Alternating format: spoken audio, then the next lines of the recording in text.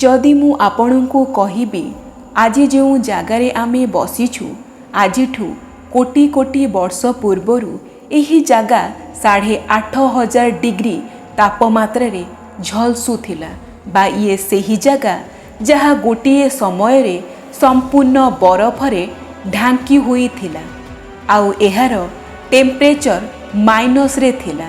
ଇଏ ଦୁଇଟି କଥା ସମ୍ପୂର୍ଣ୍ଣ ସତ୍ୟ।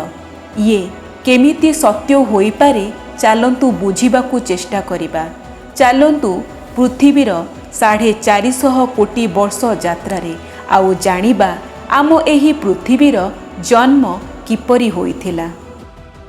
ଯେଉଁ ଜାଗାରେ ଆମର ସୌରମଣ୍ଡଳ ଅଛି ଗୋଟିଏ ସମୟ ଥିଲା ସେଠି ବିଭିନ୍ନ ପ୍ରକାରର ଗ୍ୟାସ୍ ଏବଂ ଧୂଳି ପୂର୍ବରୁ ଉପସ୍ଥିତ ହୋଇ ରହିଥିଲା। ବୈଜ୍ଞାନିକଙ୍କ ଅନୁସାରେ ଧୂଳିର ବାଦଲଠାରୁ ଦୂରରେ ଗୋଟିଏ ବଡ଼ ତାରା ଥିଲା। ସମୟର ସାଙ୍ଗରେ ତାହାର ଉର୍ଜା କମିବାକୁ ଲାଗିଲା ଯାହା ଫଳରେ ନିଜର ଗୁରୁତ୍ୱ ଆକର୍ଷଣ କାରଣରୁ ସେ ନିଜ ଭିତରେ ସିକୁଡ଼ିବାକୁ ଲାଗିଲା ବା ଛୋଟ ହେବାକୁ ଲାଗିଲା। ଏହି ଚାପ କାରଣରୁ ତା ଭିତରର ଗରମ ଏତେ ଅଧିକ ବଢ଼ିଗଲା ଯେ ସେ ଏକ ଭୟଙ୍କର ବିସ୍ଫୋଟକ ରୂପରେ ଫାଟିଲା ଆଉ ଅନ୍ତରୀକ୍ଷରେ ଥିବା ଧୂଳି ପରସ୍ପର ସହ ମିଳିବାକୁ ଲାଗିଲେ।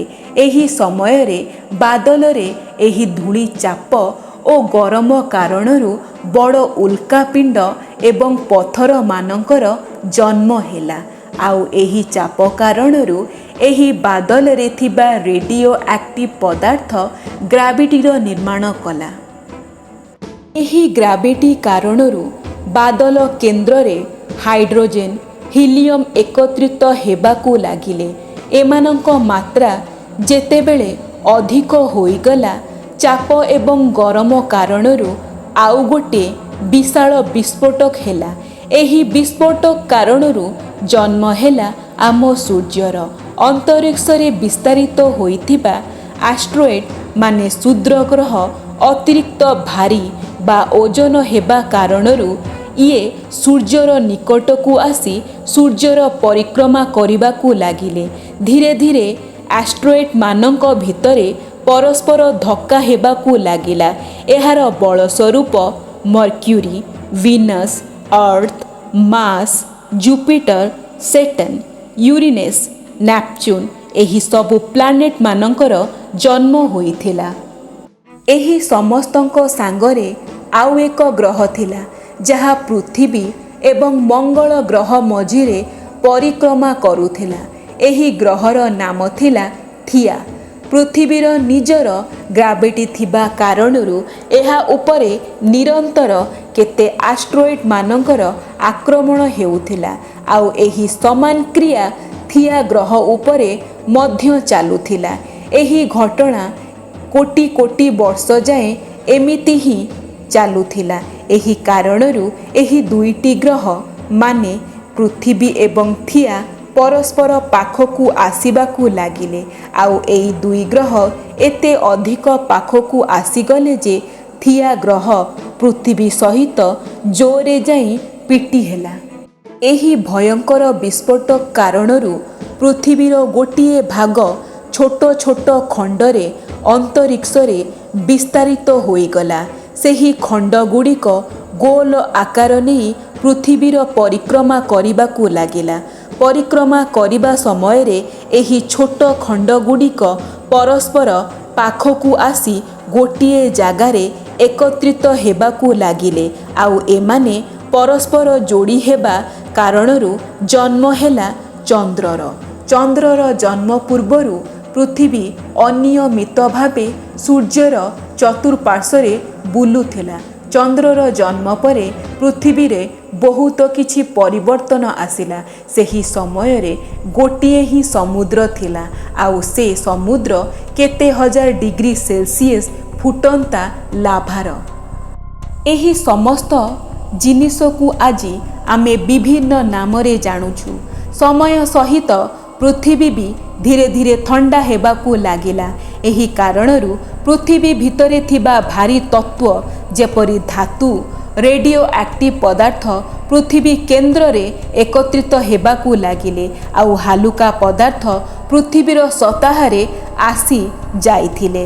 लक्ष लक्ष वर्ष पर्यंत पृथ्वी उपरे उल्कापिंडर वर्षा हेबा कारणरू एही पड़ुथिबा उल्कापिंडरे जमा होइथिबा लुण मिनरल्स पानी कोटी कोटी वर्ष पर्यंत धरा पृष्ठ उपरकू एमिति ही आसुथिला।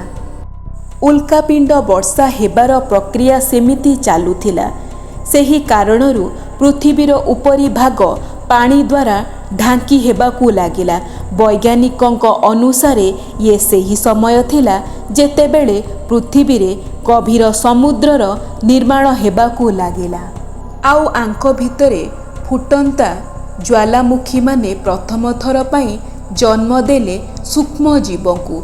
लक्ष लक्ष वर्ष परे गोटिए समय एपरी आसिला जेतेबेले पृथ्वीर संपूर्ण भाग पानी रे ढांकी होई सारिथिला।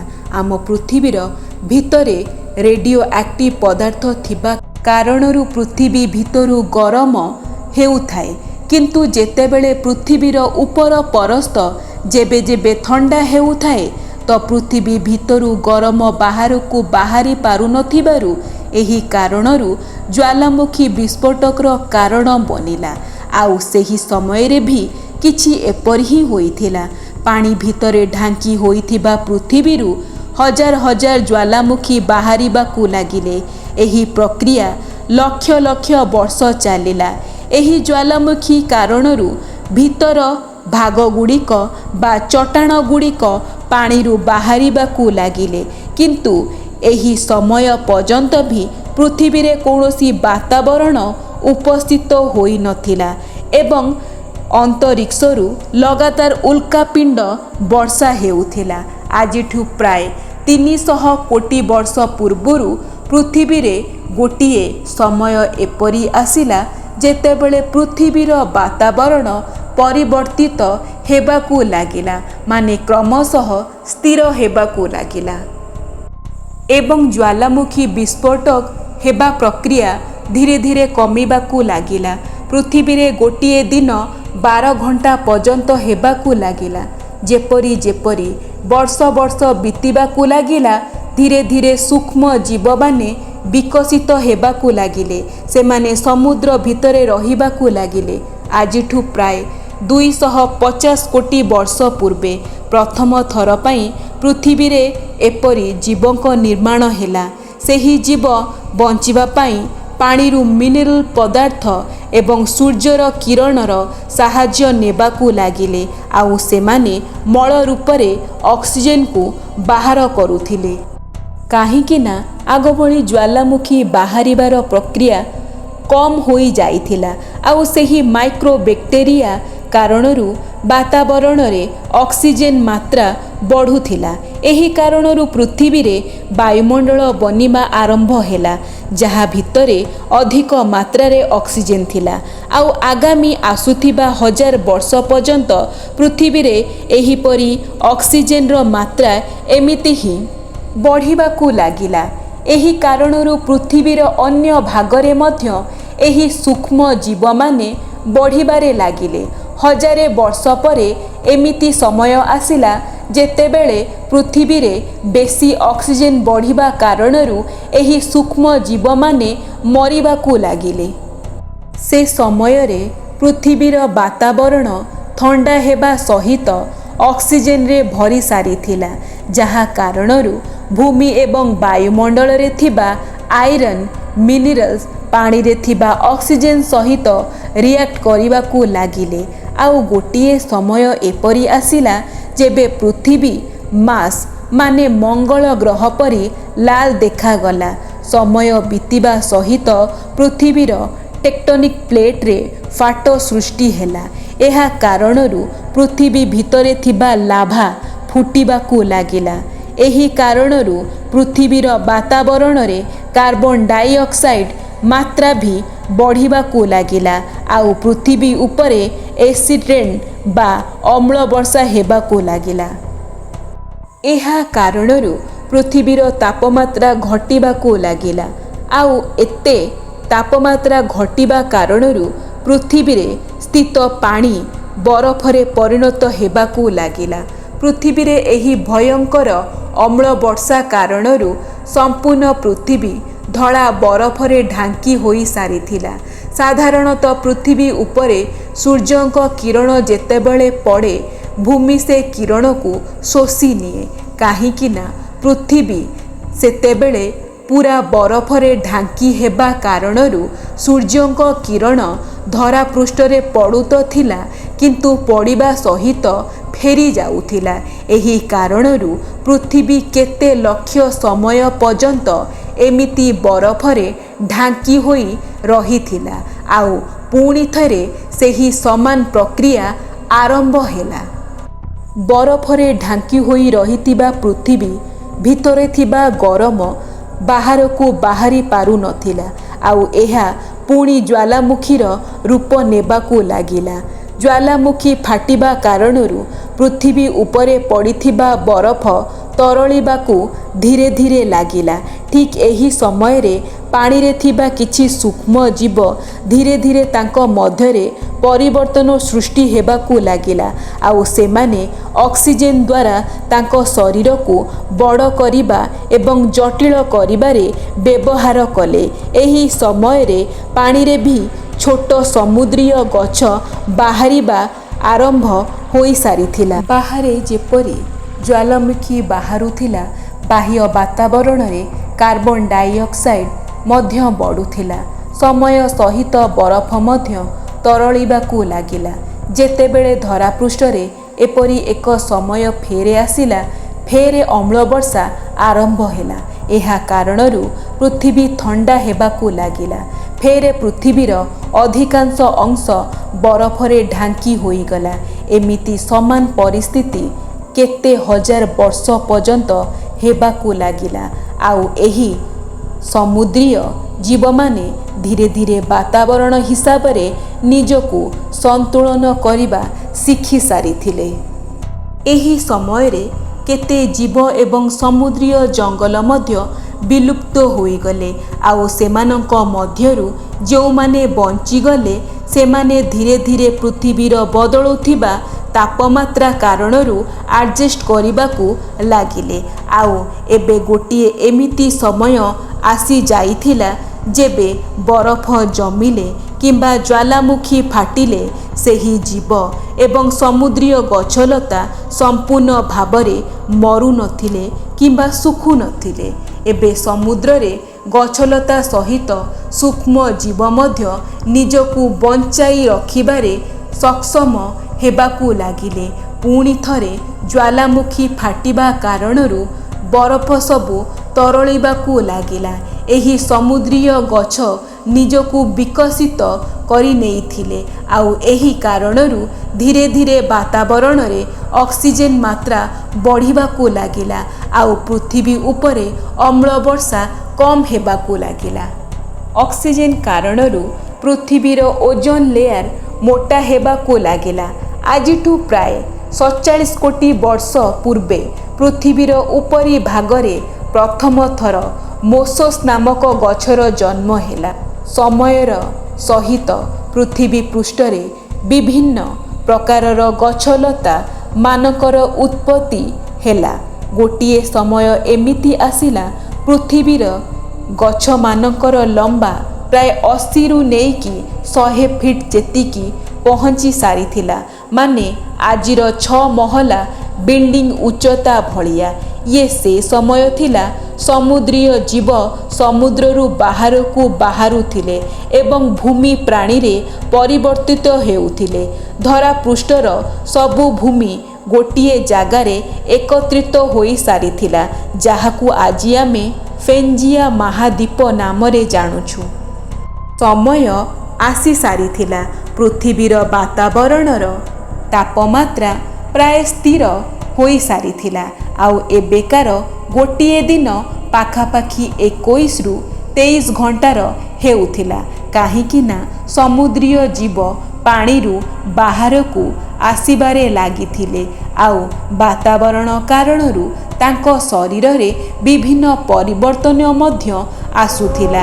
ଏହି ପରିବର୍ତ୍ତନ ଧୀରେ ଧୀରେ ଜନ୍ମ ଦେଲା डायनोसर प्रजाति को। जो डायनोसर शाकाहारी थिले तांको शरीर लंबा आउ विशाल हेबाकू लागिला, आउ जो डायनोसर मांसाशी थिले तांको शरीर छोट आउ फुर्तिला हेबाकू लागिला। पृथ्वी उपर भूमि गोटिए जगारे एकत्रित हेबा कारणरू अधिकांश भूमि मरुभूमि रे परिवर्तित होई सारिथिला। एही कारणरू जंगल केवल समुद्र पाखापाखी थिला, आउ सेटारे ही डायनोसर माने रहुथिले। आजिठू प्राय 20 कोटी वर्ष पूर्वे फेंजिया महाद्वीप विभाजित हेबाकू लागिला। विभाजित हेबा कारणरू उपर भूमि पानीर संपर्शरे आसिबाकू लागिला। एही फलस्वरूप पृथ्वी उपरे गछलता बढ़िबाकू लागिला। एथिपाई डायनोसर मानकर आहुरी विभिन्न अलगा प्रजाति मानकर जन्म हेला। एहा परे कोटी कोटी वर्ष पर्यंत एमाने पृथ्वी उपरे बास करिथिले, आउ एमानंक अधिपत्य एते अधिक छाइथिला जे एमाने भूमि सहित आकाश पानी सबु जगारे निजर अस्तित्व विस्तार करिथिले। एही परिवर्तन कारणरू टेक्टोनिक प्लेट रे आउ थरे कंपन सृष्टि हेला। आफ्रिका 2 भागरे विभाजित हेउथिला। आफ्रिका विभाजित हेउथिबा भाग भारत सीधा जाई तिब्बत सहित पिटी हेला। एही धक्का कारणरू जन्म हेला हिमालय पर्वतर। सबु किछि सुचारू रूपरे चालुथिला, किंतु हठात किछि एपरि हेला जहा पृथ्वीरू जीवनर समस्त चिन्ह को अदृश्य करिदेला। आजिठू प्राय 6.5 कोटी वर्ष पूर्वे माउंट एवरेस्ट ठारू बड़ एक उल्कापिंड 80,000 किलोमीटर प्रति घंटा तीव्र गति रे पृथ्वीर वायुमंडल रे प्रवेश कला। एहार स्पीड एते अधिक थिला जे सेही उल्कापिंड अग्नि पेंडुला रे परिवर्तित होई सारिथिला। से उल्का आसी पिटी हेला पृथ्वीर उपरी परस्तरे। एहा पिटी हबा कारणरू एते अधिक ऊर्जा उत्पन्न हेला जे जेमिति 10 कोटी परमाणु बम एका सहित फाटिले जेपरी हुए। जेउठी एही उल्का पिंड पड़िथिला सेठी गोटिए सेकेंडरू कम समय रे ही सबु गछ जीवजंतु जलिकी पाउंसरे परिणत होईगले। एहा पिटी हबा कारणरू पृथ्वीर वातावरण रे धूली एवं गैस रो बादल छाईगला। समुद्ररू भयंकर लहड़ी आसिबा सहित सबु जगारे अग्नि पेंडुलार वर्षा हेबाकू लागिला। आउ मात्र किछि ही घंटारे पृथ्वीर पूरा वातावरण रे धूलीर बादल घेरीगला। पृथ्वी रे नर्कर वातावरण होई सारिथिला। एहा कारणरू डायनोसर सहित अन्य जीवमानंकर अंत होई सारिथिला। काहींकि ना डायनोसर आकार रे बहुत बड़ थिले। एमाने चाहिकी भी माटी तळे लुचि पारिले नाही। एही समय रे जेउ जीव आकार रे छोट थिले आउ सेमाने माटी तळे लुचि थिबा कारणरू सेमाने निजकू बंचाई पारिथिले। आउ एही माने आगकू जाई आमर पूर्वज बनिले। ये सही समय थिला पृथ्वी वातावरण पूरा कला एवं अंधकार रे भरी सारिथिला एवं केते वर्ष पर्यंत धूली एवं गैस रो बादल छाईकी रहिला। एही समय रे पृथ्वी उपरे सूर्यंक किरण मध्य पहुँची पारु नथिला। आउ हानिकारक गैस कारणरू पृथ्वी उपरे आउ थरे अम्ल वर्षा हेबा आरंभ होई सारिथिला। अम्ल वर्षा कारणरू आउ थरे पृथ्वी ठंडा हेबाकू लागिला। किंतु एथर पृथ्वीर बरफ लक्ष लक्ष वर्ष पर्यंत जमिकी रहिला नाही। केवल 80 ରୁ 90 हजार वर्ष परे एही बरफ तरलिबाकू लागिला। आउ जेमिति पृथ्वीर वातावरण प्रथम भलिया सामान्य हेबाकू लागिला, सेही समय रे एही छोट जीव माने जो माने ବଞ୍ଚି ଯାଇଥିଲେ ସେମାନେ ମାଟିରୁ ବାହାରିବାକୁ ଲାଗିଲେ। ସେହି ସମୟରେ କିଛି ଭାଗରେ ବରଫ ତରଳିବା ସହିତ ଆଫ୍ରିକା ଭଳିଆ ଜଙ୍ଗଲ ମଧ୍ୟ ଧୀରେ ଧୀରେ କମିବାକୁ ଲାଗିଲା ଆଉ ଖୋଲା ଘାସର ମଇଦାନ ତୀବ୍ରତାରେ ବଢ଼ୁଥିଲା ମଧ୍ୟ। ଘଞ୍ଚ ଜଙ୍ଗଲ ଶୁଖିବା କାରଣରୁ ଗଛ ଉପରେ ରହୁଥିବା ଜୀବମାନେ ବାଧ୍ୟ ହୋଇ ଘାସର ମଇଦାନ ଉପରକୁ ସେମାନଙ୍କୁ ଆସିବାକୁ ପଡ଼ିଲା। ଆଉ ସେମାନଙ୍କୁ ଧୀରେ ଧୀରେ ଶିକାର ଶିଖିବାକୁ ପଡ଼ିଲା। ଏହି କାରଣରୁ ସେମାନେ 4 ଗୋଡ଼ରେ ଚାଲିବା ବଦଳରେ 2 ଗୋଡ଼ରେ ଚାଲିବା ଆଉ ଅନ୍ୟ ଜୀବମାନଙ୍କ ଶିକାର କରିବା ମଧ୍ୟ ଶିଖି ସାରିଥିଲେ। ଖାଦ୍ୟର ଅଭାବ କାରଣରୁ ଧୀରେ ଧୀରେ ସେମାନେ ପୃଥିବୀର ଅନ୍ୟ ଭାଗରେ ବିସ୍ତାରିତ ହେବାକୁ ଲାଗିଲେ ଆଉ ଏହା କାରଣରୁ ସେମାନଙ୍କ ଶରୀରର ଆକାର, ରଙ୍ଗ, ରୂପରେ ମଧ୍ୟ ପରିବର୍ତ୍ତନ ହେଉଥିଲା। ତାଙ୍କ ଜୀବନକାଳ ଋତୁ ହିସାବରେ ବଦଳିବାକୁ ଲାଗିଲା। ସମୟ ସହିତ ସେମାନେ ଆଦିବାସୀ ବନିଲେ ଆଉ ଅସ୍ତ୍ର ସହିତ ଅଗ୍ନିର ମଧ୍ୟ ଆବିଷ୍କାର କରିଥିଲେ। ସେମାନେ ଧୀରେ ଧୀରେ ମଣିଷ ରୂପରେ ବିକଶିତ ହେବାକୁ ଲାଗିଲେ।